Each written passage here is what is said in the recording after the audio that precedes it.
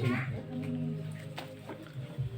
Ayan mga kapatid, muli dito tayo ay magsasama-sama na naman yung mga tinatawag ng ating Ama patungo sa kaligtasan. Yun ang palagi nating pinapaliwanag sa panahon ngayon ng kadiliman mga kapatid. Ito po yung tinatawag na original na ilaw ng sanglibutan. Ang mga salita ng ating Panginoong si Isa o Ama na ibinigay niya sa atin dito sa huling araw. Mga kapatid, saan man kayo naroon, ano man ang katayuan niyo sa buhay, gaya ng dati na inyong naririnig at inyong tatanggapin dito sa maliit na programa ito ng ating Panginoong si Isa o Ama. Ang biyaya, awa at kapayapaan ng ating Ama sa pamamagitan ng Espiritu ng kanyang panganay na anak na si Isa na ating Panginoon ng mga Panginoon at ating Hari ng mga Hari ay sumainyo nawang lahat. Siya nawa at siya nawa. Siya nawa at siya nawa. Ito mga kapatid, nung nakaraang Sabado, dahil ngayon ay Sabado na naman, dito lang tayo kakaroon ng pagkakataon na muling makapag-daong pang puso, dahil kailangan gamitin natin dito yung pusong makadiyos mga kapatid bilang anak ng Diyos. At ganun din sa ating lahat na tinatawag na magkakapatid, dahil ang tunay na magkakapatid, mga kapatid ko na nakikinig, ay yung nagkakaunawaan, nagbibigayan. Diba? Pag nagkamali yung isa, halimbawa nakagawa ng hindi mabuti yung isa, ay kailangan ang utos ng ating Panginoong si Isa sa mga ganong pagkakamali na hindi naman natin sinasadya. Dahil hindi pa tayo lubos na nabuhusan o napaliguan ng Espiritu Santo. Dahil dito nga sa huling araw, sabi ng ating Panginoong si Isa o Ama, ay ibubuhos na ang kanyang Espiritu sa lahat ng laman mga kapatid. At hanggang hindi natin natatanggap at tayo hindi pa nabubuhusang lubos mga kapatid, ay tayo patuloy na makagagawa ng kasalanan o pagkakamali sa ating kapwa, lalong-lalo na sa ating Ama sa langit. Dahil utos ng ating Ama sa langit, ibigin mo ang iyong kapwa kagaya ng pag-ibig mo sa iyong sarili. Gaano ba natin kamahal, kapatid, ang ating sarili? Yan nating isipin. Kung nakagawa sa atin ng masama ating kapatid o kasalanan, sabi ng ating Ama, ito ay para sa ikauunawa ng lahat. Huwag ninyong gantihan ng kasamaan ang masama. Dahil yung masama, pag ginantihan mo ng masama din, ang tawag doon ay kasamaan mga kapatid. Doble. Dinudoble mo. Kaya ang utos, huwag gantihan ng kasamaan ang masama. Yan mga kapatid, yung ating huling mensahe na sinusundan ngayon, itong mensahe na ito, ay dudugtungan natin. Diba? Nabanggit ata natin yung nakaraan na ayun ay hindi natin natapos. Diba? At kung ipapahintulit ng ating Panginoong si Isa, ay ating dudugtungan dito nga sa susunod na Sabado. At ito na ngayon mga kapatid, araw na naman ngayon ng Sabado, at March 14 na tayo sa taong 2026 mga kapatid. Yung kung ating natandaan, ang ating tinanggap na aral nung nakaraang Sabado ay patungkol sa mga yung katangian ng mga mapapalad. Tama ba tayo? Ayun, kung ano yung makikita natin sa kanila at ang mga ginagawa nila mga kapatid. At nagtapos nga tayo kung di tayo nagkakamali. Ang isa na mapapalad. Nagtapos tayo ay dun sa Apokalipsis 22:7. 22:7 mga kapatid. Na kung sa cellphone natin babasahin ito, ang title, ang pamagat nito o title ay Pahayag. Pahayag. Ayan. Pahayag 22:7. Yun, ating ang balikan mga kapatid, yung salitang yun at ating basahin. Narito, ako'y madaling pumaparito. Mapalad. Kita nyo, ang tumutupad ng mga salita ng hula ng aklat na ito. Yun, yung last natin ng Sabado mga kapatid na nagdaan. At ito nga, ay kadugtong na naman ng mga mapalad mga kapatid. Kadugtong pa rin. Yun sa pinakamaganda na nakasulat dito, yung mapalad ang tumutupad ng mga salita ng hula ng aklat na ito. Ibig sabihin mga kapatid, kung ano yung mga nakasulat dito na ipinag-uutos ay kailangan nila gawin. Diba? Pag inutusan ka mga kapatid, yung walang pinagkaiba sa hula. At mangyayari pag tinupad mo, pag ginawa mo yung utos. Naunawaan nyo mga kapatid, ito bago sa atin. Ang isang utos ay isang hula mga kapatid. Pag yun tinupad mo, yun ang katuparan nung hula na iniuutos. Yung hula, gawin yung alagad ang lahat ng bansa. Kailangan gawing alagad. At yun ay pinag-uutos sa atin mga kapatid. Yun ay nasa Mateo 28 ata yun. 28:19. Kita niyo mga kapatid. Yun ay isa sa hula. Ngayon, pag sinabing alagad, ganun yung gawin, alagad talaga. Gawing alagad ang lahat ng bansa. Kung ano yung nakasulat, yun ang dapat gawin. Dahil hindi tayo dapat lumiko sa kanan o sa kaliwa. Hindi dapat dagdagan ito ng ubuwasan man. Yun yung tinatawag mga kapatid na 4 na sulok ng lupa. Bago na naman sa atin yan. Yung 4 na sulok ng lupa, mga kapatid, yung sinasabi, huwag mong daragdagan. Ibig sabihin, yun lang. Huwag mong babawasan. Pag binawasan mo kasi, ay paatras ka na. Binabawasan mo eh. Lumiliit, ibig sabihin. Pag dinagdagan, ay humahaba. Di ba?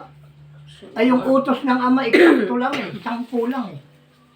10. 10 ba pagbabalit paglit na? Iba, 10.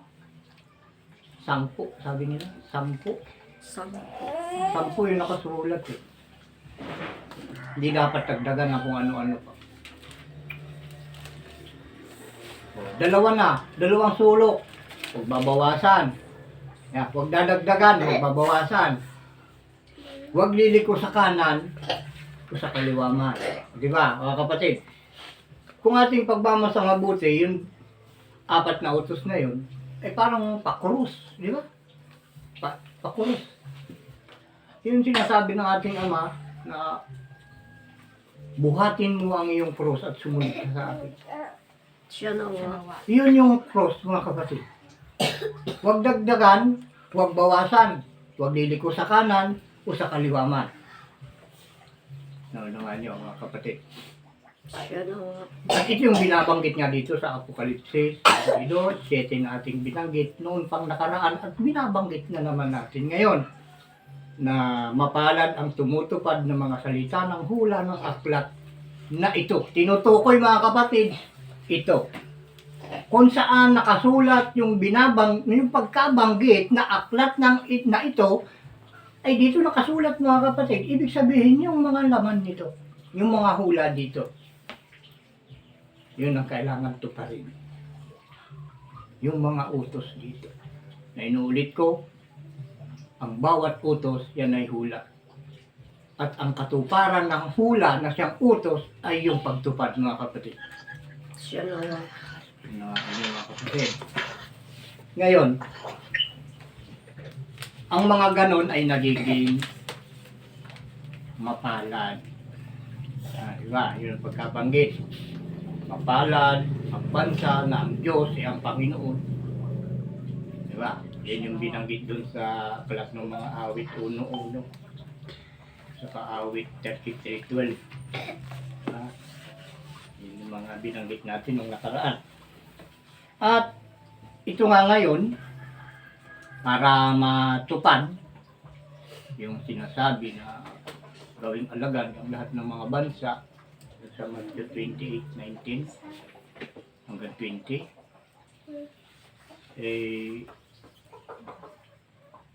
ang gagamitin natin na itong social media o Facebook. At ito mga kapatid ay hindi pwedeng harangan ng kahit sinong tao. Dahil ito utos ng ating Ama. Mayroong hindi magandang mangyayari ang sino mang haharang sa mga tumutupad ng salita ng hula ng aklat na ito mga kapatid. Mayroong hindi magandang mangyayari na hindi gugustuhin ng mga inuutusan na hindi tumutupad. Hindi nyo gugustuhin ang mangyayari sa inyo. Kapag narinig natin yung utos, ibig sabihin, inuutusan tayo. Gawin natin. At huwag tayong iliko sa kanan sa kanya. Huwag dagdagan ng tawanan. Yan. Dahil yun ang ulit ko na sinasabi sa inyo, may hindi magandang mangyayari at hindi nyo magugustuhan, mga kapatid. Unang-una, sa bansa na lang.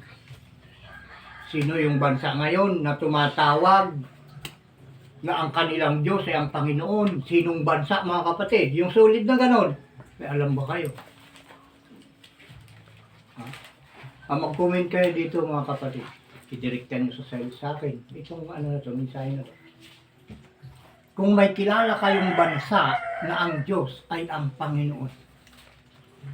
Ay, yung sulit sulit. Pag sinabing bansa, pagkakaisa yun eh. May pagkakaisa. Pag sinabing bansa, kabuuan ng bansa yun. Tama ba ako, mga kapatid? Pag sinabing bansa, iisa yun. Siya na nga. Mapalad ang bansa na ang Diyos ay ang Panginoon. Sino ba yung bansang yun? Mapalad. Alam niyo mga kapatid, meron akong alam eh. Pero bayan lang. Ang bayan ng Diyos. Ibig sabihin, yung bayan ng Diyos, ibig sabihin nandun siya. Siyang may-ari doon, siyang hari doon mga kapatid. Doon sa bayan ng Diyos. Pero hindi pa bansa. Bayan pa lang. Ibig sabihin, yung bayan na yun, nasa loob ng isang bansa mga kapatid.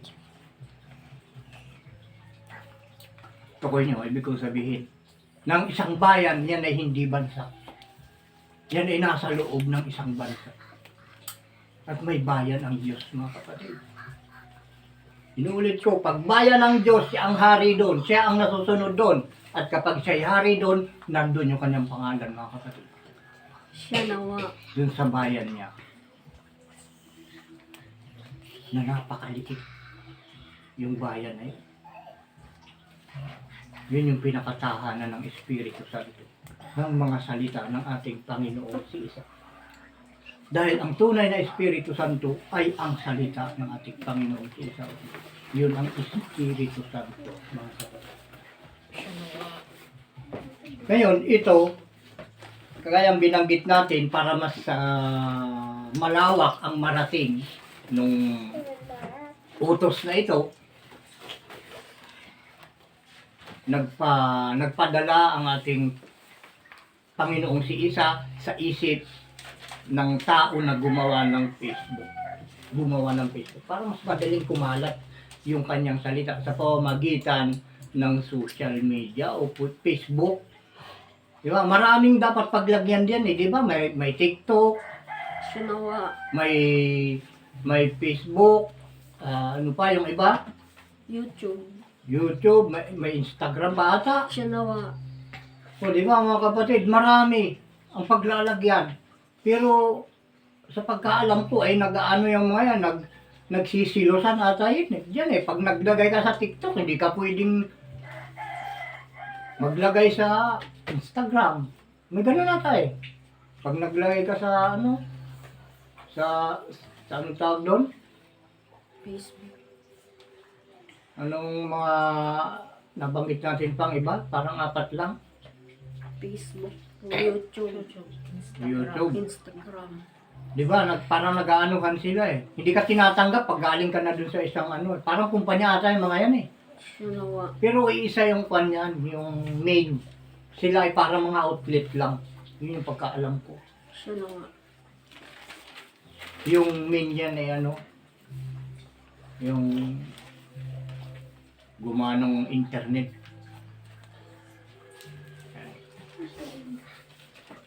Kaya parang ano sila, kung doon ka, yun yung katira ng tao, doon ka na lang. Huwag ka nang lilipat dito.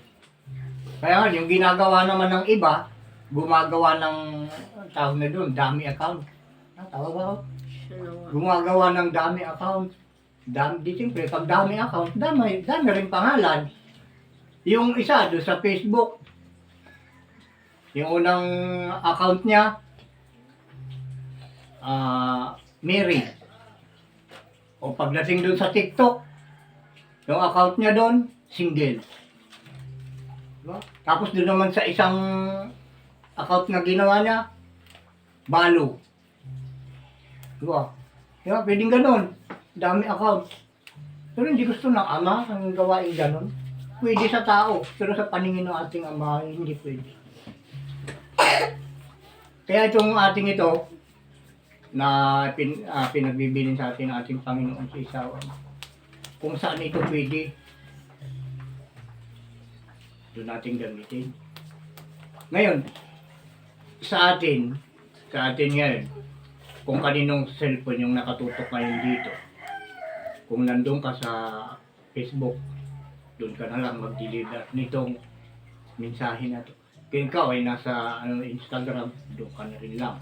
Diba? Para walang para maikalat. Siya nawa. Members tayo eh. Membro tayo eh. Kasapi tayo ng alagad ng isaw ama. Kaya lang magtulungan tayo dito. Para mas madaling maikalat itong mga mensaheng ito. Kaya ito ginawa, mga kapatid, ng ating ama. Hindi ako may gawa nito. Ito ipinasok lang sa aking puso at isip, mga kapatid. Kagaya ng kung ano yung ating mga kakayanan ng bawat isa, yun yung ating mga katangian, yan ay ibinigay, regalo sa atin ng ating Panginoong Isaw Ama. At sana, ano man ang ating kakayanan, ano man ang ating talent sa buhay na ibinigay ng ating Ama, sikapin sana nating mabuti na ito ating gamitin na ayon sa ikatutuwa ng ating Panginoong si Isaw Ama na siyang lumikha sa atin at siya rin ang lumikha ng lahat ng mga bagay na nakikita at hindi nakikita. Siya nawa. Tandaan ninyo yan, mga kapatid. Ano man ang talent na ibinigay sa atin ng ating Ama, ang isipin natin palagi, gamitin natin sa kanyang kagustuhan. Gamitin natin sa paraan na siya ay matutuwa sa atin. Hindi yung tayo lang ang matutuwa o ang ating kapwa, mga kapatid. Isipin natin mabuti. Yung lumikha sa atin, ang number 1 na dapat ay matuwa sa ating sinasalita, lalong-lalo na ang ating mga ginagawa. Dahil ito, mga kapatid, yung ating mababasa dun sa Kolosas 1:9, ito hanggang 17. 1, 9, 15, 16 hanggang 17, mga kapatid. Dahil siya ang dahilan ng lahat, kaya ito ay nangyayari, mga kapatid. Kolosas. Kalimutan ko agad. 1. 1, 9, hanggang 15, 17. 16 hanggang 17 po. Ayun. Tingnan natin mabuti mga kapatid. O itong aklat na ito, kung meron na kayo, buklatin ninyo mga kapatid. Ito kung meron na kayo. Napakahalaga nito sa buhay. Yung iba pag may nakakita na tao na humahawak ng ganito ay pinagtatawanan mga kapatid. Ewan ko sa kung anong dahilan. Siguro yung iba ay nasanay na kasi na ang karamihan ng mga mahawak ng Biblia ay nagsisipagyaman. At yung sarili lang nila, kanilang pamilya ang naapektuhan. Yun lang, naapektado ng kanilang pagyaman dahil yung sa relihiyon na kanilang itinayo mga kapatid. Siguro ganun. At ang karamihan, ayun, gumagapang pa rin sa kahirapan. Yung kasi nakakalungkot. Yung iba, yung mga humahawak ng ganito, di ba? Kung pagmamasdan mo, napaka kagalang-galang yung itsura. Mga walang balbas yan, malikinis yung mukha. Ang gaganda ng mga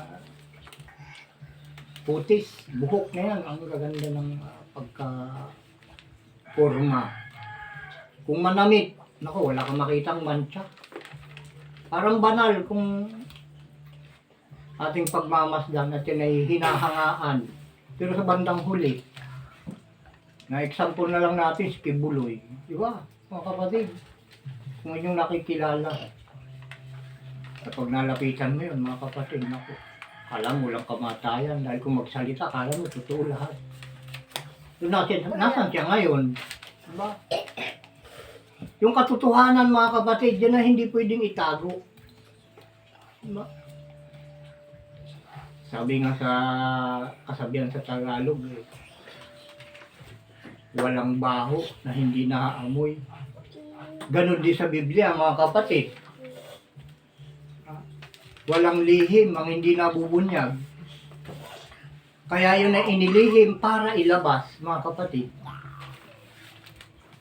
Kaya yung kaligtasan na matagal nang hinahangad ng mga tao ngayon, ito lumabas. At ito hindi ka panipaniwala sa paningin ng karamihan. Tandaan nyo lang mabuti. Kilalanin nyo mabuti kung sino yung ginagamit ng ano ngayon mga kapatid. Dahil ito yung ating mensahe ngayon na ating tinanggap ay tutumbukin dito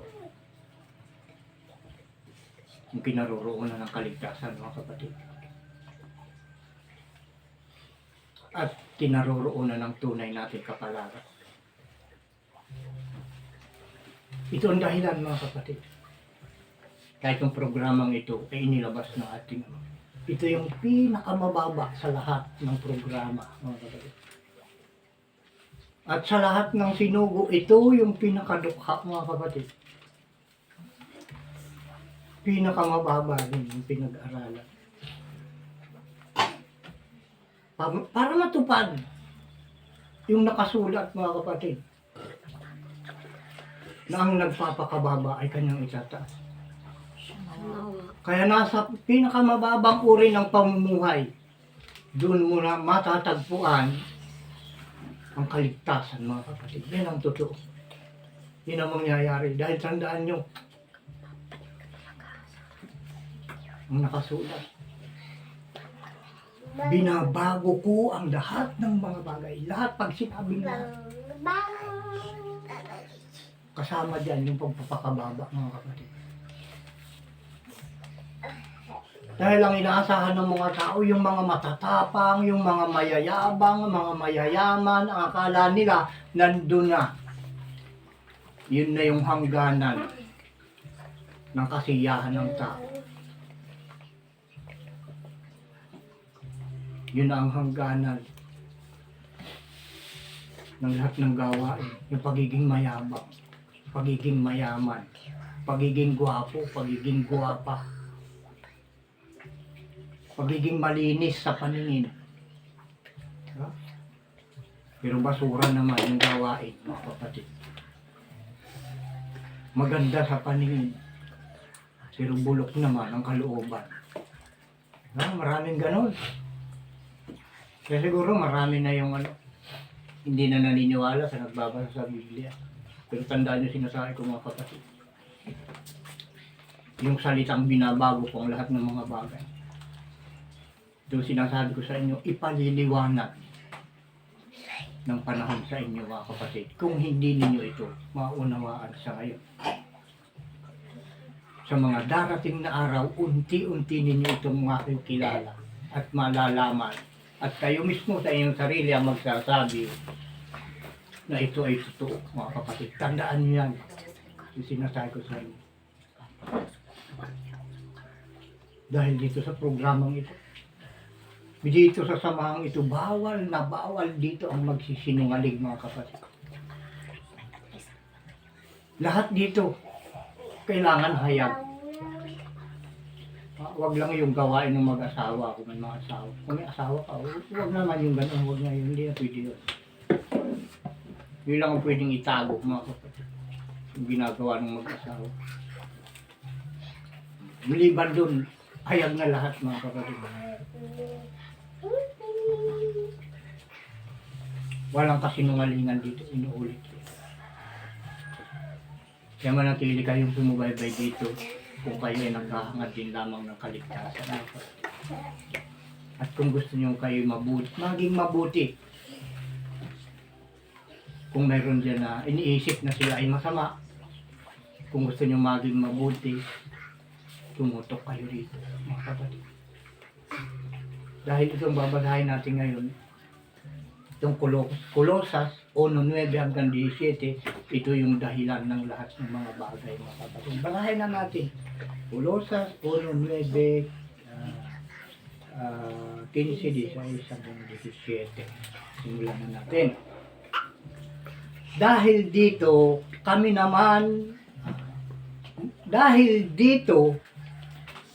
dito'y kami naman, mula ng araw na aming marinig ito, ay hindi kami nagsisitigil sa pananalangin at ng paghingi na patungkol sa inyo, upang kayo'y puspusin ng kaalaman ng kaniyang kalooban sa buong karunungan at pagkaunawa ayon sa Espiritu, upang kayo'y magsilakad ng nararapat sa Panginoon sa buong ikalulugod niya, Yes. at magsipamunga sa bawat gawang mabuti at magsilago sa kaalaman ng Diyos. Kaniyang kaluwalhatian sa buong pagtitiis at pagpapahinuhod na may galak, na nagpapasalamat sa Ama na nagpaging dapat sa atin upang makabahagi sa mana ng mga banal sa kaliwanagan, na siyang nagligtas sa atin sa kapangyarihan ng kadiliman at naglipat sa atin sa kaharian ng anak ng kanyang pag-ibig, na siyang kinaroroonan ng ating katubusan, na siyang kapatawaran ng ating mga kasalanan, na siya ang larawan ng Diyos na di nakikita, ang panganay ng lahat ng mga nilalang, Yes. sapagkat sa kanya nilalang ang lahat ng mga bagay sa sanglibutan at sa sangkalupaan, na mga bagay na nakikita at mga bagay na di nakikita, maging mga luklukan o mga pagsakop o mga pamunuan o mga kapangyarihan. Lahat ng mga bagay ay nilalang sa pamamagitan niya at ukol sa kanya. At siya ay una sa lahat ng mga bagay, at ang lahat ng mga bagay ay nangabubuhay dahil sa kanya. Siya nawa. Yan yung mga kapatid, sana naunawaan niyo ang ating binasa. Lahat ng mga bagay ay nabubuhay sa Kanya. Dun sa panganay sa lahat ng mga nilalang. Sino yon mga kapatid kung inyong nalalaman? Yun yung ating Panginoon na si Isa. Siya yung una. Pag sinabing una, siya yung number 1 mga kapatid. Siya nawa. Siya nawa. Una siya sa lahat ng mga bagay. Doon nga sa 16 ay kagabanggitin. 15-16. Siya ang larawan ng Diyos na di nakikita ang panganay ng lahat ng mga nilalang. Bakit panganay mga kapatid? Dahil bago nilikha ang langit at ang lupa, yung panganay ang inilabas. Ang ibig sabihin mga kapatid, bago nilikha ang langit at lupa, yung kapangyarihan muna niya ang inilabas. Siya nawa. Yun yung kanyang panganay na anak. Yun yung kapangyarihan. Alalangin natin ang lupa. Inuutusan niya yung kanyang kapangyarihan. Kaya tinawag siya ang panganay ng lahat ng mga nilalang. Sapagkat sa kanya nilalang ang lahat ng mga bagay sa sangkalangitan at sa sangkalupaan na mga bagay na mga nakikita at hindi nakikita. Maging mga luklukan o mga pagsakop, kung sino yung mga nananakop na yan, ay siya rin ang may kagustuhan yan mga kapatid. Mga pamunuan na yan, o mga kapangyarihan, lahat ng mga bagay ay nilalang sa pamamagitan niya at ukol sa kanya. Ito yung mga nangyayari ngayon mga kapatid. Yan ay kagustuhan ng ating Ama. Yung gira na yan. Nangyayari. Ano? Siya nawa. Kung tayo ay nasa loob nung bansa na yon na may gera mga kapatid, sa palagay nyo, ano ang tatakbo sa isip ninyo kung kayo ay nandun sa loob nun, na kayo ay ordinaryong mamamayan lamang doon, nakagaya natin ngayon? Ano ang tatakbo sa isip ninyo? Ay kabi-kabila, may mga bumabagsak na bomba. Wala, harap likod. Anong tatakbo sa isip nyo? Anong papasok sa isipan natin pagka gano'n? Hindi ko ako lang tatanungin, hahanapin ko kung saan kaya ang lugar ako maliligtas. Diba? Dahil kamatayan yun eh. Nagliliparan yung mga kamatayan. Lumilipad, pagbagsak. May buhay na nawawala. Niniwala kayo sa akin. Sa bawat mga missiles, o mga bomba na bumabagsak sa lupa, o sa tubig man, may buhay na nawawala. Totoo yan mga kapatid. Sabihin nyo, walang tao na tinamaan. Ay ilang mga insekto yung nilikha ng Ama na namatay doon kung sa lupa tumama. Yung lupa, yung isang dipang luwang ng lupa mga kapatid, umupo ka, pag masdan mo, maraming gumagapa. Yun yung mga nilikha ng Ama. Buhay, may buhay yun dahil gumagalaw eh. O sa dagat, pag sinabi niyo walang tao na tinamaan, dahil wala naman nakitang bangka, walang buhay. Eh paano yung mga isda, ang kapal ng isda sa dagat? Eh may buhay yung mga yun mga kapatid, nilikha ng ating Ama. Kaya sa bawat pagbagsak ng mga bomba na yan mga kapatid, may buhay na nawawala. Ngayon, nangahanapin natin tayong mga tao dahil sa lahat ng likha ng ating Ama, tayong mga tao ang pinakamahalaga. Siya nawa. Binigyan niya tayo ng karapatan sa lupa, sa hangin, sa tubig, sa mga hayop, pwede nating alagaan, utos-utusan. Gawin natin, pwede natin gawing katulong sa ating pamumuhay sa araw-araw, yung mga hayop. Tayo ang pinakamahalaga sa lahat ng likha ng ating Ama.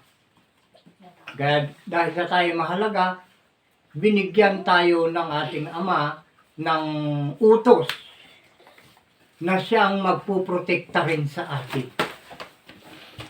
Yung utos na yun, pag tinupad natin, puprotektahan niya tayo saan man tayo naroon. Sa magitan ng pagtupad, mga kapatid. Di ba kaligtasan ang hinahangad ng bawat isa? Siya nawa. Siya nawa. Kung nanonood kayo at nakikinig ng mga balita, kapag kaalam nyo, ilan na yung naiuwi ng mga OFW dito sa ating bansa, Pilipinas. Daan-daan nata, umabot nata ng libo rin eh. Mga naiuwi na. At marami pa na gustong umuwi dahil hindi makauwi dahil yung kanilang yung airport nila ay gwardyado. Walang pwedeng magpalipad ng eroplano. Sarado yung kanilang airport, mga kapatid. Hindi makaalis, hindi makalabas ng bansa. Ngayon, ito mga mensahe natin ito, mga kapatid, ito ay nakarating na halos sa lahat ng sulok ng mundo dahil may translation na tayo ngayon eh. Siya nawa. 2017 nung nagsimula tayo at ikinalap na natin yun. Binabanggit natin kung nasaan yung kaligtasan, mga kapatid. At kung kayo rin na nanonood ngayon at nakikinig, karamihan siguro sa inyo ay alam nyo na yung sinasabi ko na kinaroroonan ng kaligtasan, mga kapatid. Yan.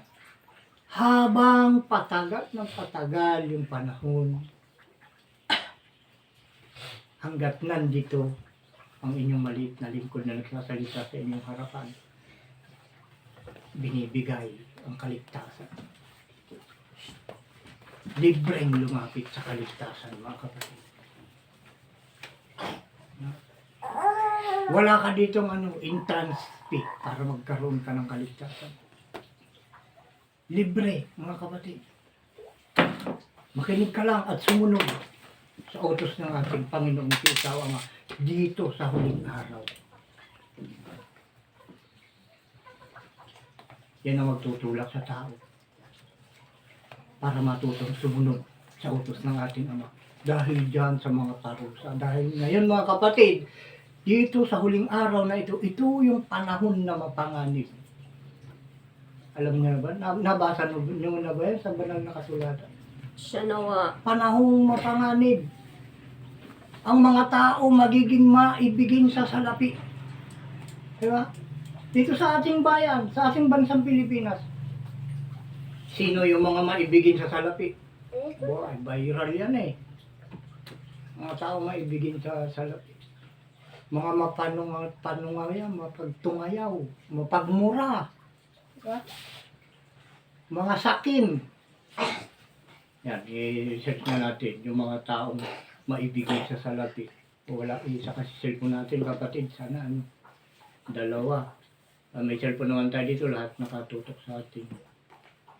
Yan, i-research nyo na lang kung may cellphone kayo at ilista nyo, maibigin sa salapi. Yan. Sa huling araw, panahong mapanganib, yun, i-research nyo yan. Yan yung panahon ngayon, mga kapatid, panahong mapanganib. At sa panahong mapanganib, ang hinahangad ng mga tao ay kaligtasan. Diba? Pag nasa panganib ka, kaligtasan ang kakapain mo, mga kapatid. Tama ba tayo? Siya nawa. Dahil ang panganib, pag nandyan na, kapahamakan yan, kapatid. Kapahamakan ang panganib. Kaya dito tayo ngayon, mga kapatid. At ikipalala ng palala, mga kapatid. Tinasabi ko sa inyo.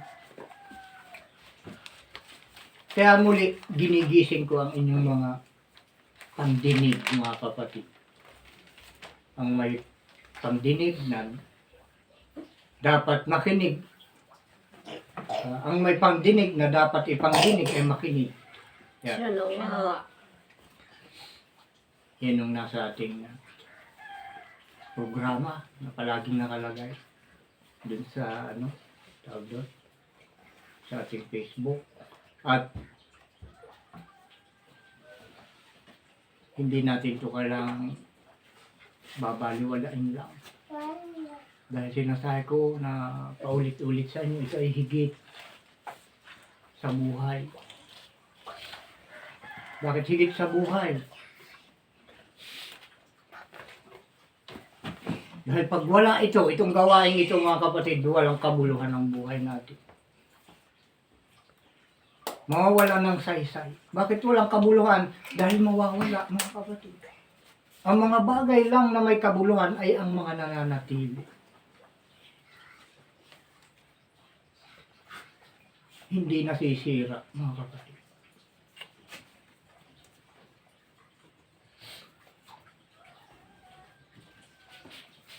Noong unang panahon mga kapatid, meron na isang tao na naging ehemplo ng pagiging mapalad mga kapatid. At yun ay ganun din ngayon dito sa huling araw. Isang tao din ang kagaya ng naging mapalad noong unang panahon mga kapatid. Tukuyin natin kung sino ito. Basahin natin yung Genesis 6:1. Hindi natin basahin na tuloy-tuloy ito mga kapatid. Kayo na lang ang magtuloy. Yung mga nakalista lang dito natin babasahin. 6:1, 6:7, 22. 6:1, 6:7, 22. Kapitulo 6:1. Tapos 6. Tapos ay 7, tapos ay 22. Ito nyo mga kapatid. Genesis. Unang panahon nga di ba? Pagkabanggit natin. Ibig sabihin ng unang panahon ay yung pasimula ng aklat.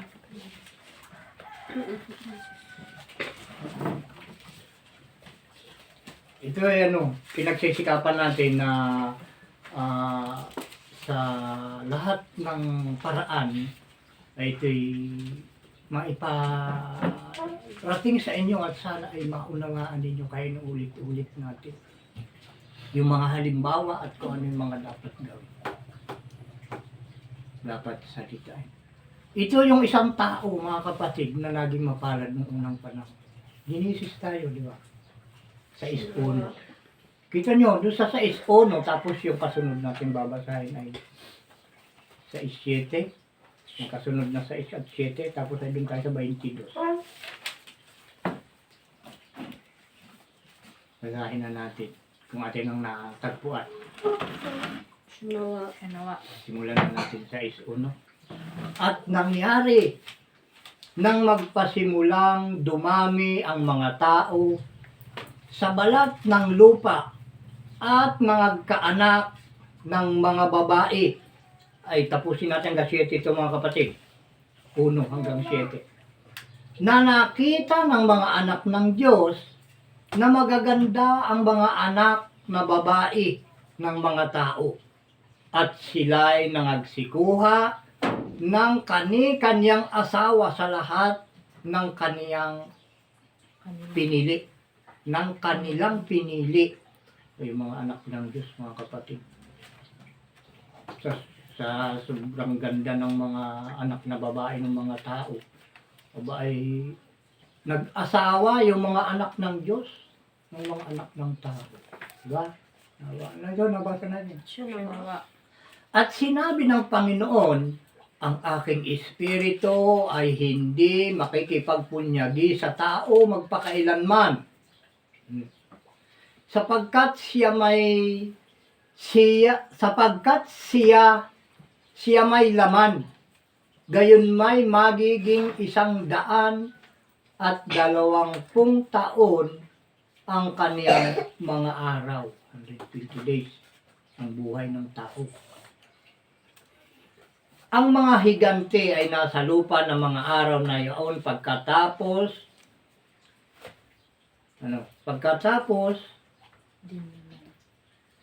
Din naman. Pagkatapos din naman na makasiping ang mga anak ng Diyos sa mga anak na babae ng tao. Ayun, nagkaanak ng mga higante. So, paano lumabas yun? Ay naging higanti. Baka maliit nung lumabas, di ba? Hindi. Tapos, nung nahanginan na, naging higanti na itsura. At nagkaanak sila sa kanila. Ang mga ito rin ang naging makapangyarihan ng unang panahon na mga lalaking bantog. At nakita ng Panginoon na mabigat ang kasamaan ng tao sa lupa at ang buong haka ng mga pag-iisip ng kanilang mga puso ay pawang masama lamang na parati. At nagsisi ang Panginoon na kanyang nilalang ang tao sa lupa at nalumbay sa kanyang puso. Biruin niyo mga kapatid, ang ating palang Ama sa Langit ay nagsisi kung bakit nilikha pa niya ang tao sa lupa. Dahil dito sa mga anak ng Diyos na inasawa ay tao, anak ng mga tao. Ay nabighani nga sa magaganda pala yung mga babae ng unang panahon. Kahit naman ngayon, doon mga kapatid, lalo na pag sumusunod ka sa buong kautusan, napakaganda mong babae. Ha? Ang pangit lang naman ngayon ay yung mga hindi sumusunod sa utos ng Ama, mga kapatid. Maging lalaki ka man o babae, pag hindi ka sumunod sa utos ng ating Ama, pangit ka. Siya nawa. Dahil hindi ka kilala ng Ama pag hindi ka sumunod sa kanyang mga utos. Ito, kaya nga sabi dito ay nagsisi ang Panginoon sa kanyang nilalang ang mga tao sa lupa. Dahil laging mabigat nga ang kasamaan, nandun sa 5 mga kapatid. At nakita ng Panginoon na mabigat ang kasamaan ng tao sa lupa. Hindi pumangit. Hindi na maganda dahil kasamaan na eh. Pag sinabing kasamaan ay masama talaga. At ang buong haka ng mga pag-iisip ng kanyang mga puso ay pawang masama sa kanilang masama lagi, lamang palagi, parati. Doon sa 7 mga kapatid, at sinabi ng Panginoon, lilipulin ko ang tao na aking nilalang sa ibabaw ng lupa. Ang tao at gayon din ang hayop at ang mga umuusad at ang mga ibon sa himpapawid sapagkat pinagsisisihan ko na aking nilalang sila. Siya nawa. Mahaba ito mga kapatid, hanggang 22 sana ito eh. Ano, gusto nyo, tapusin natin. Siya nawa. Tapusin natin para marinig ng lahat. Datapwat, si Noe ay nakasumpong ng biyaya sa mga mata ng Panginoon. Ito ang mga lahi ni Noe. Si Noe ay lalaking matuwid at sakdal noong kapanahunan niya. Si Noe ay lumalakad na kasama ng Diyos. Ang galing mga kapatid. At nagkaanak si Noe ng 3 lalaki. Si Sem, si Cham, at si pangalan to? Japet ba? Siya Hapit. nawa. Japet. At sumama ang lupa sa harap ng Diyos at ang lupa ay napuno ng karahasan. Palagay niyo mga kapatid, anong nangyayari ngayon dito sa lupa? Puno ba ng kapayapaan o puno ng karahasan? Puno po ng karahasan. Ano mga kapatid, sa pakiramdam ko, talaga puno ng karahasan ang lupa. Kagaya nito nung panahon ni Noe. Ang lupa ay napuno ng karahasan. Diba mga kapatid? Ganon din yung nangyayari ngayon. Yung panahon ni Noe, mga kapatid. Pero itong si Noe ay nakasumpong ng biyaya sa Panginoon, sa mata ng Panginoon. Ibig sabihin, nakikita ng ating Panginoon ang lahat ng ginagawa ni Noe ay pawang mabuti.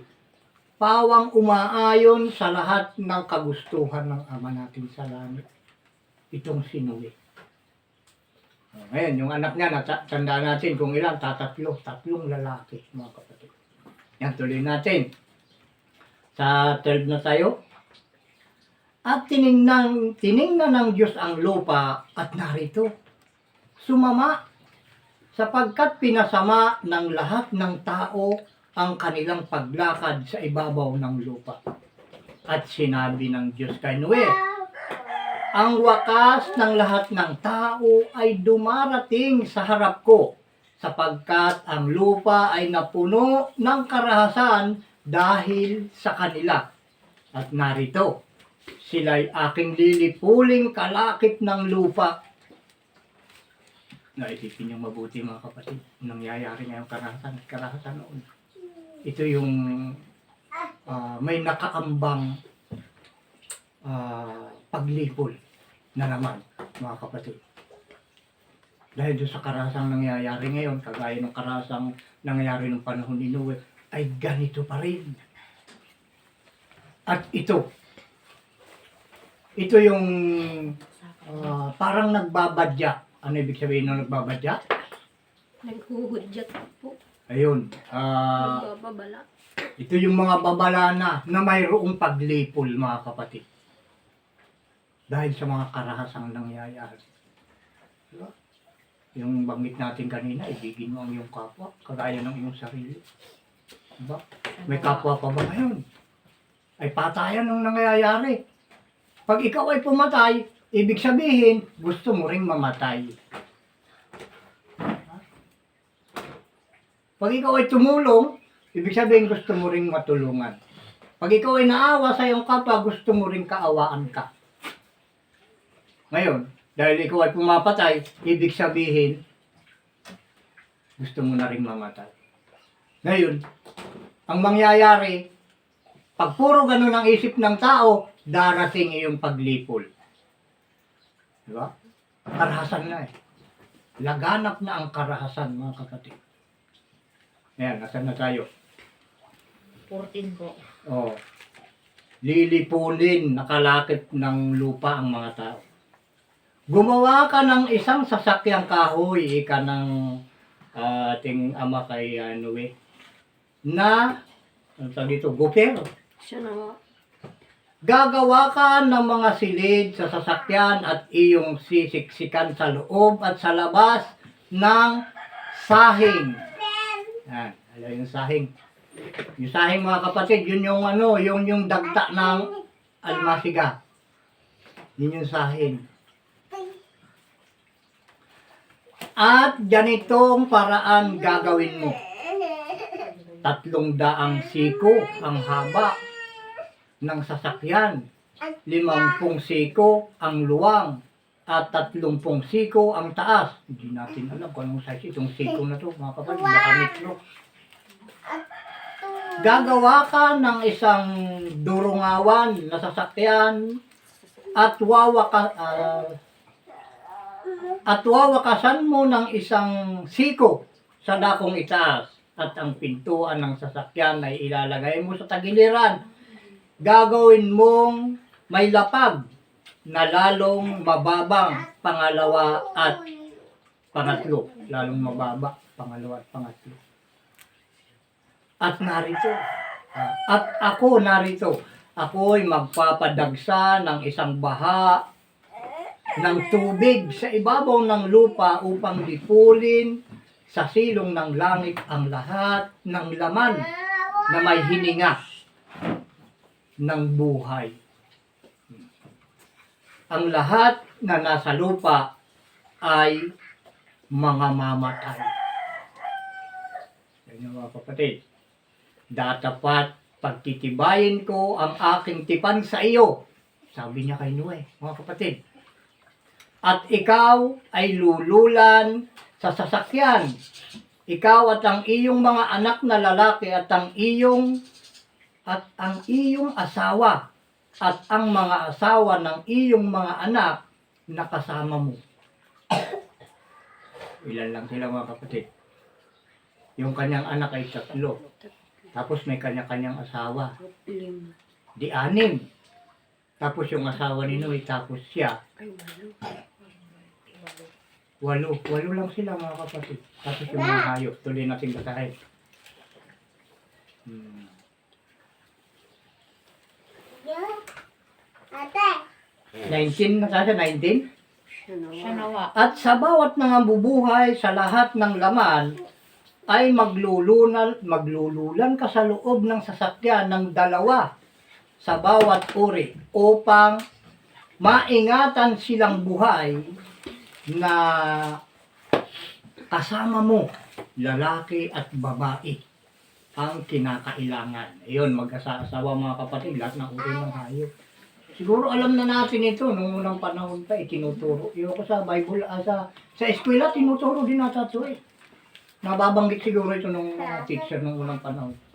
Dahil narinig ko na rin ito eh. Ang Arka ni Noe, di ba? Ay nabanggit itong padaplis sa eskwelahan. Pero ngayon, ewan kung nababanggit pa. O sa mga ibon daw, kailangan dalawa-dalawa sa kanilang uri at sa mga hayop ayon sa kanilang uri, yung babae at lalaki. Sa bawat nagsisiusan ayon sa kanilang uri, dalawa sa bawat uri ay isasama mo sa iyo upang ingatan silang buhay. Ayun, kaya pala nananatili yung lahat ng uri ng hayop dahil naisakay pala yun nung bumaha sa buong lupa. Na lahat ng nabubuhay ay nalunod, mga kapatid. Nalipol sa pamamagitan ng tubig.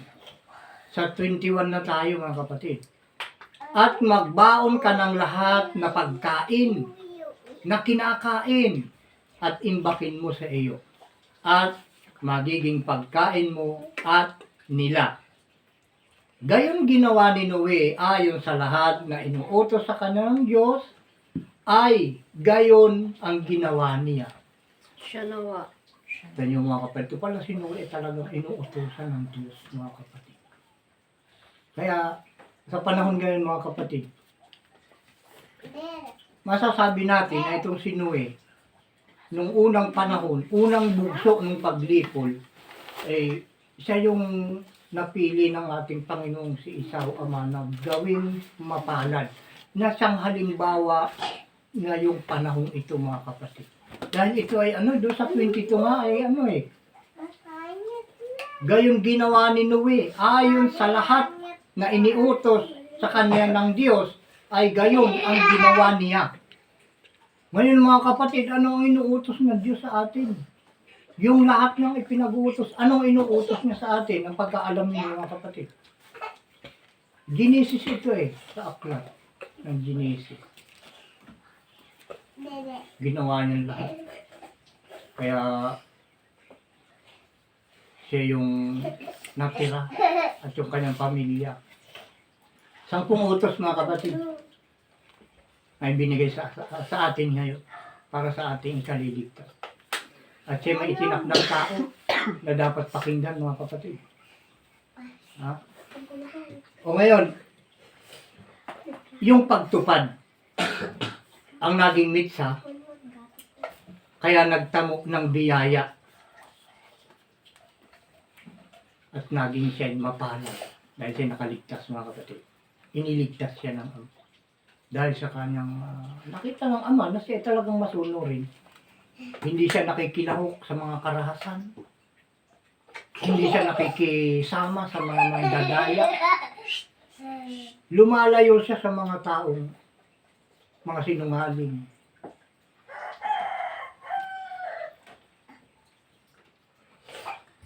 Kaya siya naging matuwid sa mata ng ating Panginoong si Esau. Ngayon, ito naman ang ating babasahin. Yung kasunod niya, Genesis 7:1. May mahaba na naman ito. Hanggang 24. Ha? Para maikli lang. Parang isang papel lang, mga kapatid. Kung ating titingnan. Dahil 1/4 lang ilan dito sa kabila Kung ating titingnan, 1/4 lang.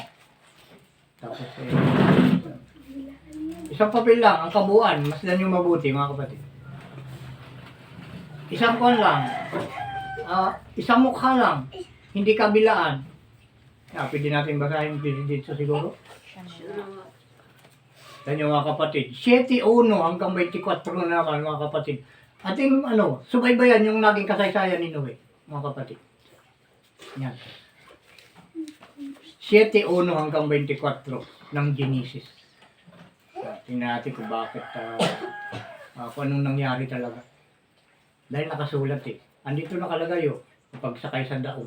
Andito. Andito sa 8 naman yung pagliit na ng tubig Basahin natin. At sinabi ng Panginoon kay Noe, lumulan ka at ang iyong buong sangbahayan sa sasakyan sapagkat ikaw ay aking nakitang matuwid sa harap ko sa panahong ito. O, yung panahon na yan, mga kapatid. Siya lang yung nakita niyang matuwid. Sa bawat malinis sa hayop ay kukuha ka ng tigpipito ng lalaki na hindi malilinis ay 2. Pati pala kaya pala may baboy rin Di ba mga kapatid? Kahit pinagbabawal niya nakainin ng tao tigda 2 lang pala ang kailangan doon sa marurumi yung hindi malinis. 2 sa lalaki at sa babae. Gayon din naman sa mga ibon sa himpapawid, tigpipito ng lalaki at ng babae upang ingatang binhing buhay sa ibabaw ng buong lupa. Sapagkat 7 araw pa at pauulanin ko na ang ibabaw ng lupa ng 40 araw at 40 gabi.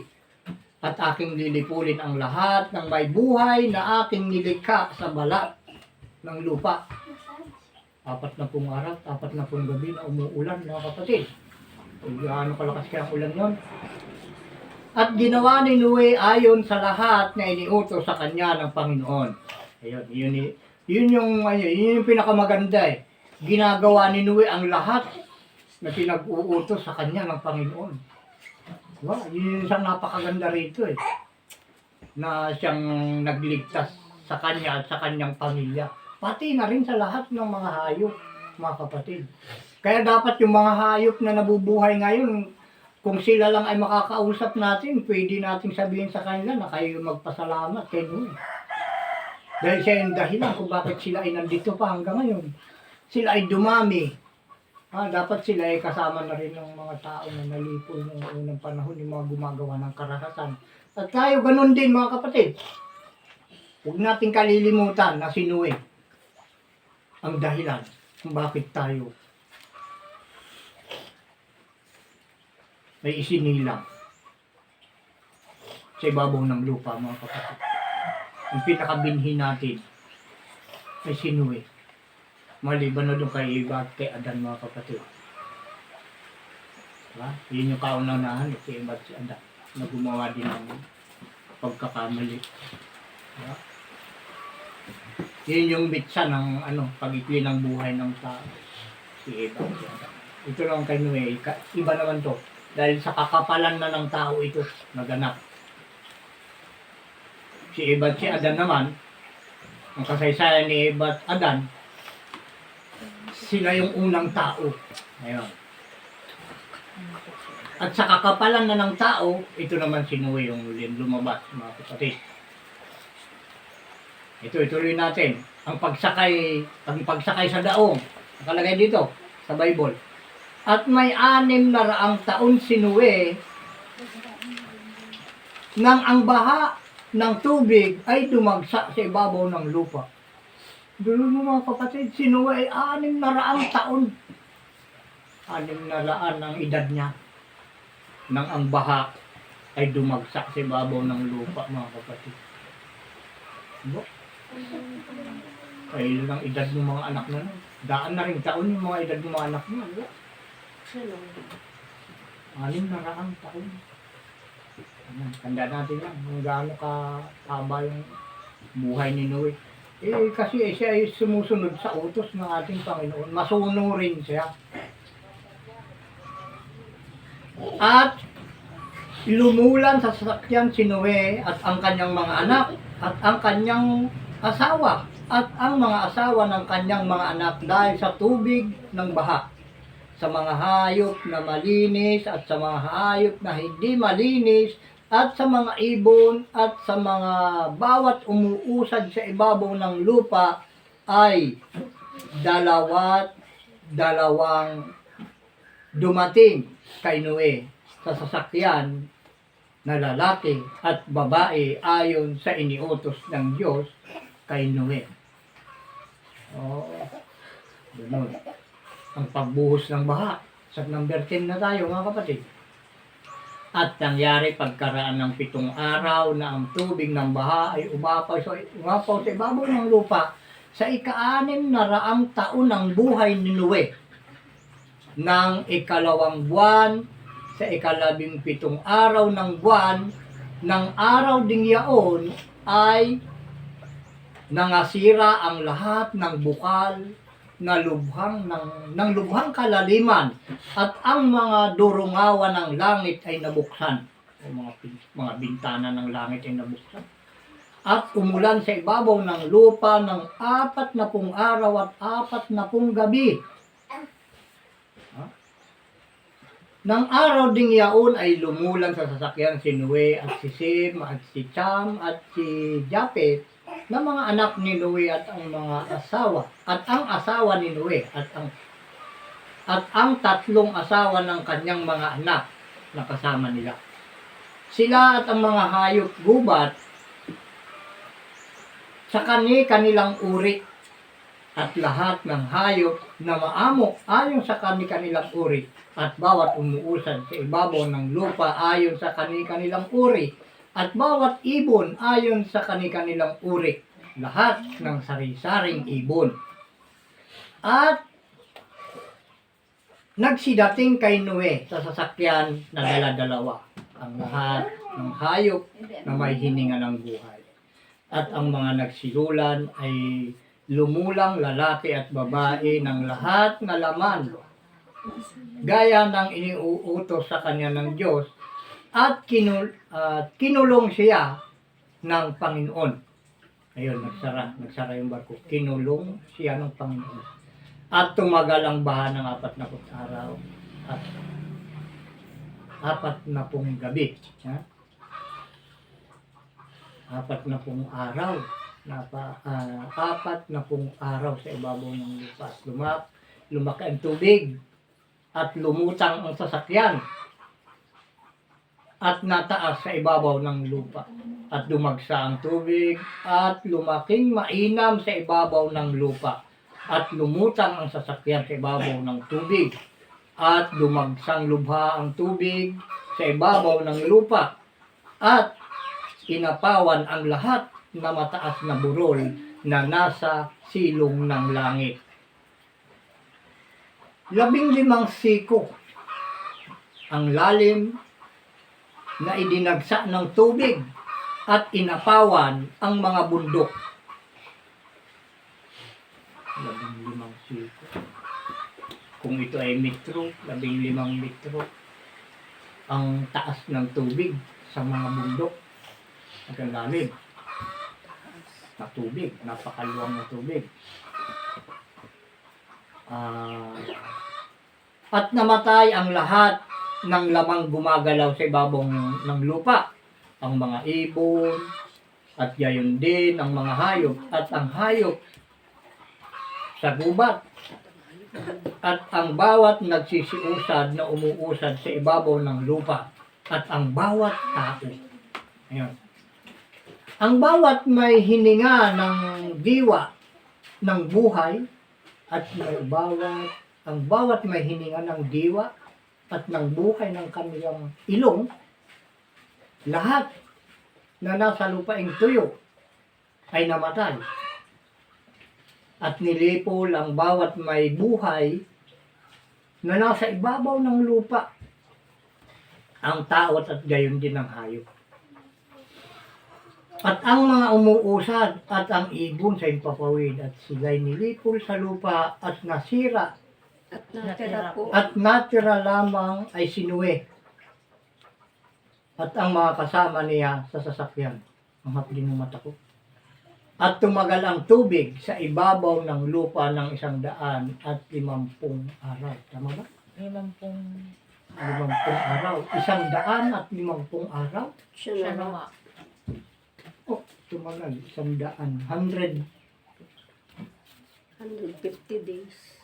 150. 150. 150 araw.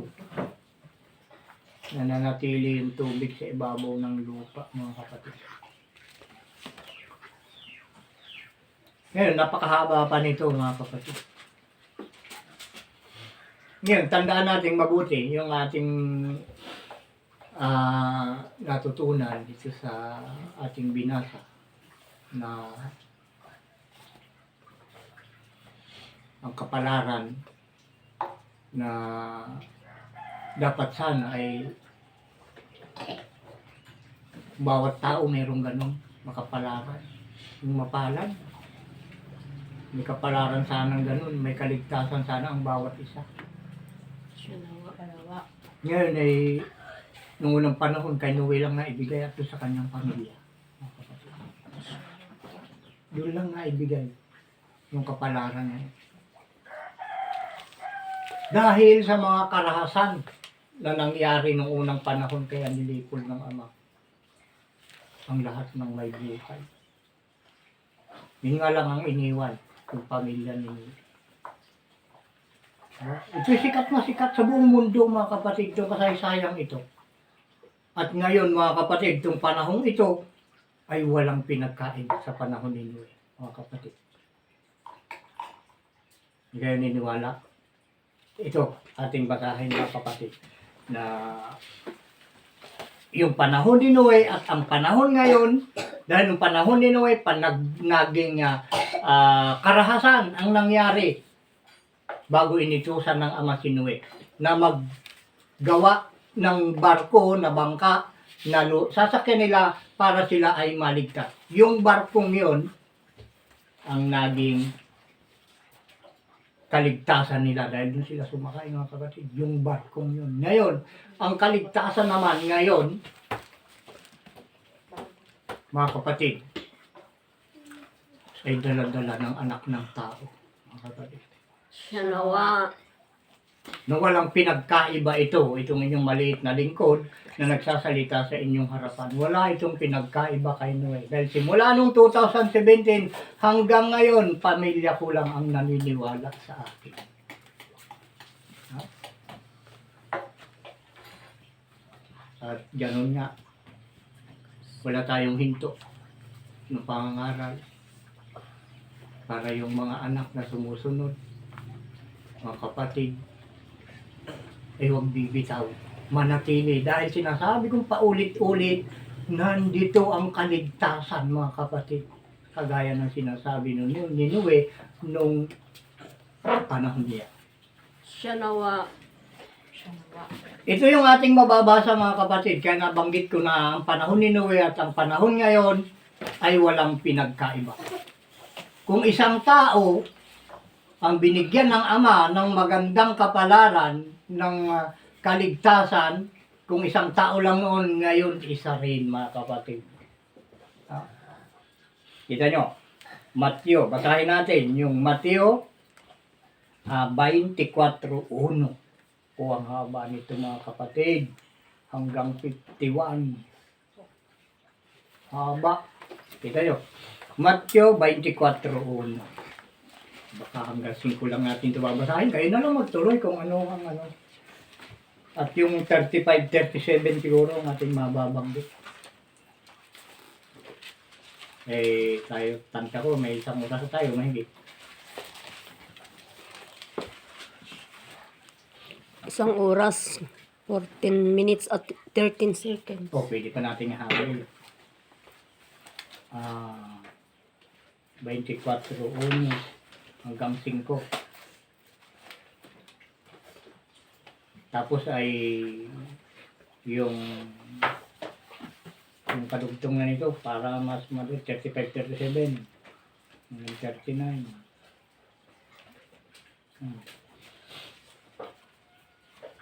Basahin kagad natin mga kapatid dahil yung oras nga, nahabol na naman tayo.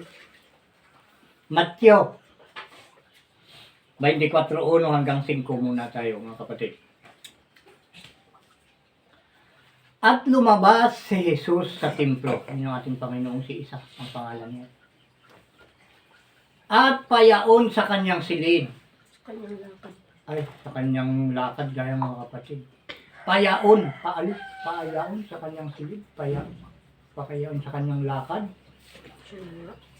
At nagsilapit sa kanya ang kanyang mga alagad upang sa kanya ipamalas ang mga gusali ng templo. Datapat siya'y sumagot at sa kanya sinabi, hindi baga ninyo nakikita ang lahat ng mga bagay na ito? Katotohanan sinasabi ko sa inyo, dito'y walang maiiwang isang bato sa ibabaw ng isang bato na hindi ibabagsak. Tama mo pagkabanggit natin, makapli yung mata ko. Ibabaw ng ibang Sa ibabaw ng ibang bato. Ayun, didikit-dikit. Matindi yung pagpili ng diablo dito sa topic natin ngayon. Mahalaga kasi ito mga kapatid, kaya pinipilit ng diablo na sarahan yung paningin ko. Napapansin nyo, iba yung pagbasa ko ngayon, parang nahadlangan ng diablo. Dahil itong sanglibutan kasi mga kapatid, ito'y hawak ng demonyo. Ang sanglibutan. Pilit niya kung hinaharangan, pero hindi niya kaya, hindi niya ito kayang harangan. Maantala niya ito ng konti, pero hindi niya ito mapipigilan mga kapatid.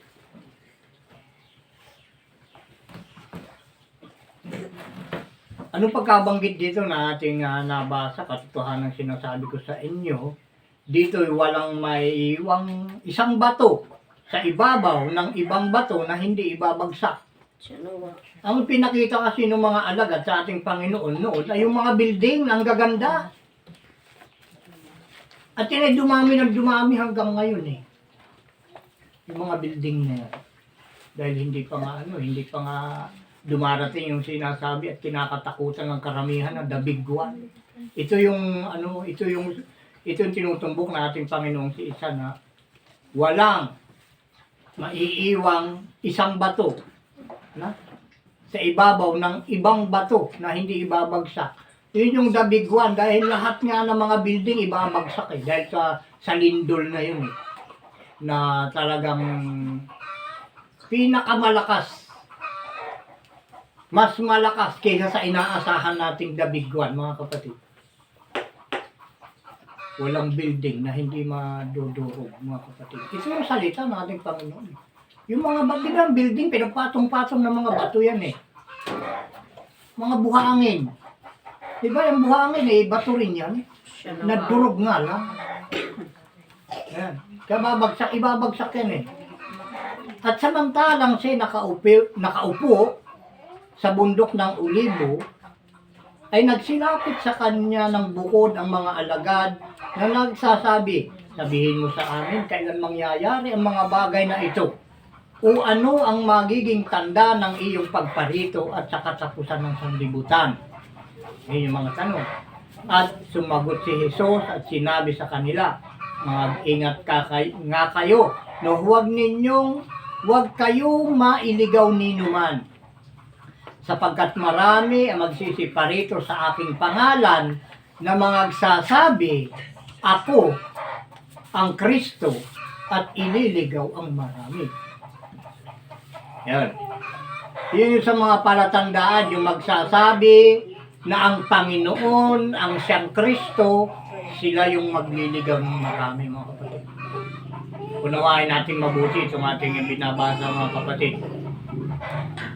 Sapagkat marami, ando sa 5, ang magsisiparito sa aking pangalan na magsasabi ako ang Kristo at ililigaw ang marami. Yung mga magsasabi mga kapatid ng ating Panginoon ang Kristo. Inuulit ko. Yun yung mga nagliligaw ng marami. Diba? Napakalinaw mga kapatid. Yung pagkabanggit ito, ako ang Kristo. Tingnan nyo, capital A. Pansinin ninyo mga kapatid, ang tinutumbok niya ay siya eh. Ang magsasabi. Halimbawa, ako ang ating Panginoon, ang magsasabi na ako ang Kristo. Ayan. Halimbawa lang, ako ang ating Panginoon. Ang nagsasalita ay ako. Sapagkat marami ang magsisiparito sa aking pangalan at magsasabi, ako ang Kristo at ililigaw ang marami. Diba? Siya yung nangangaral kaya siya ang nagsabi, ako ang Kristo. Ililigaw ang marami. Kaya kung sino magtuturo ng ating Panginoon ay Kristo, malinaw mga kapatid. Nuulit ko na naman,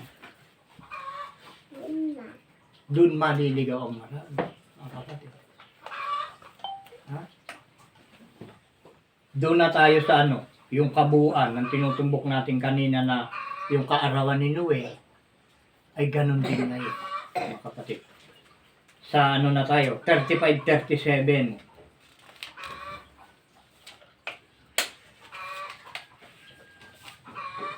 Doon pa rin sa aklat ng 24.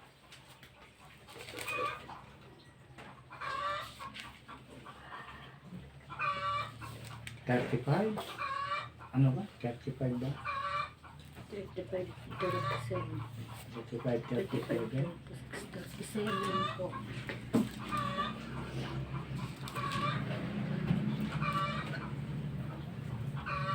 Hanggang 37, ito basahin na natin mga kapatid. Hanggang 39. Ayun, doon naka-extension. Hanggang 39 na lang mga kapatid. Tandaan natin mabuti ito, yung binabanggit ko. Makinig kayong mabuti, pagtyagaan yung makinig dito. Sinasabi ko sa inyo kung kayo naghahanap ng kaligtasan. Dahil umuulan na ng apoy mga kapatid.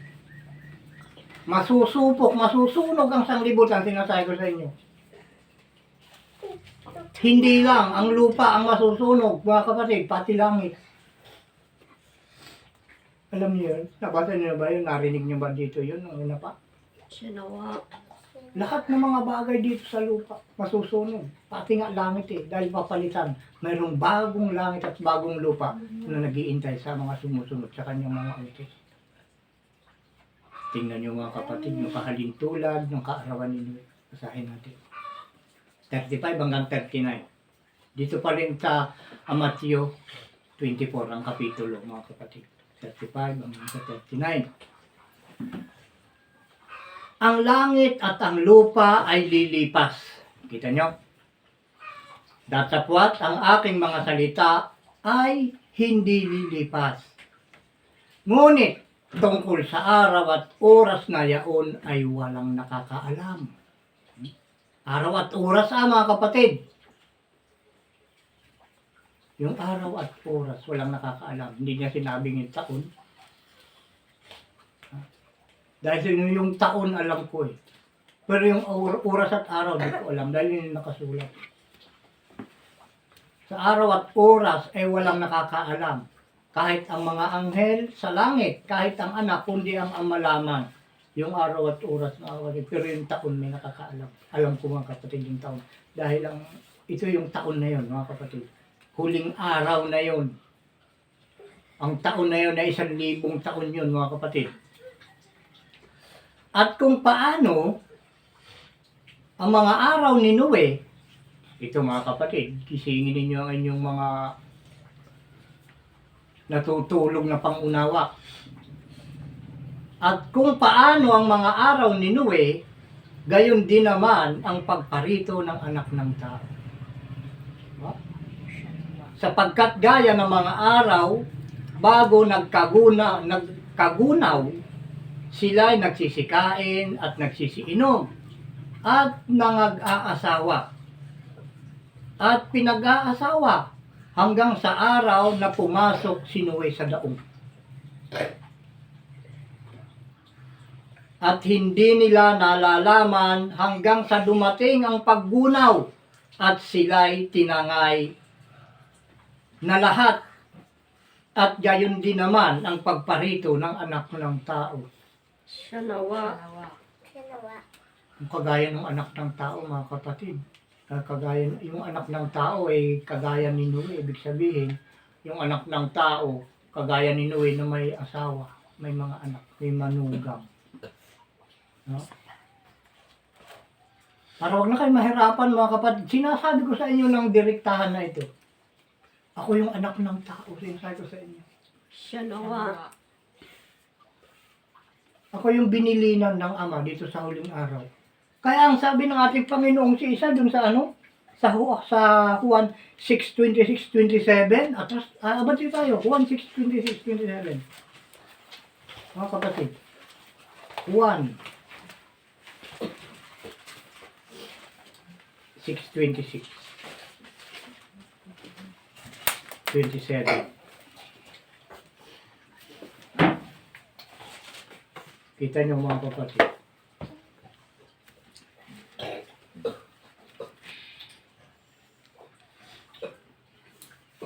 Di ba anak ng tao? Kagaya nung panahon ni Noe. Yun yung sinalita ng ating Panginoon. Kung kayo naniniwala sa salita ng ating Panginoon, kasi isa. Dahil siya nagsalita rito eh. Ang pagdating ng anak ng tao, kagaya ng panahon ni Noe. Ibig sabihin, pagkagaya ng panahon ni Noe, may asawa, may anak, may manugang. Di ba?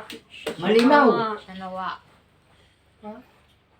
Kaya ang sabi ng ating Panginoon na naman dito, siya rin na nagsalita dito mga kapatid. Basahin natin, Juan 6:26 hanggang 27. Basahin natin. At sinagot sila ni Jesus at sinabi, katotohanan sinasabi ko sa inyo, ako'y inyong hinahanap, hindi dahil sa inyong nakakitang mga tanda, kundi dahil sa kayo'y nagsikain ng tinapay at kayo'y nangabusog.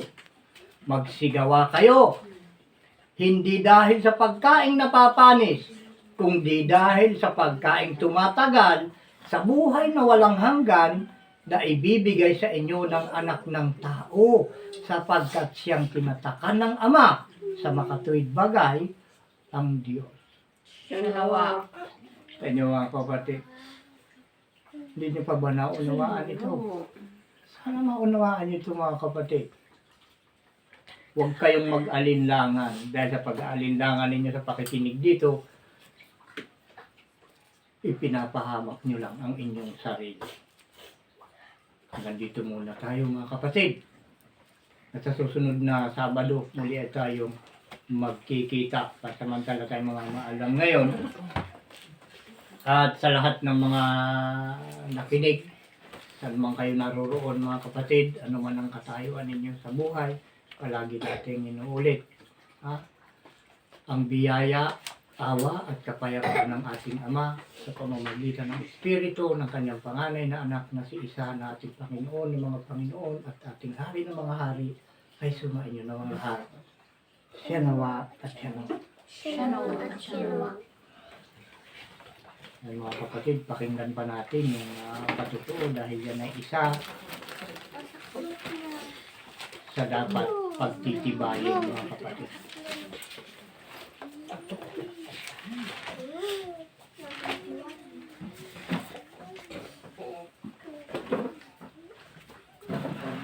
Ano yan? Pinili mo na. Isin. Ay.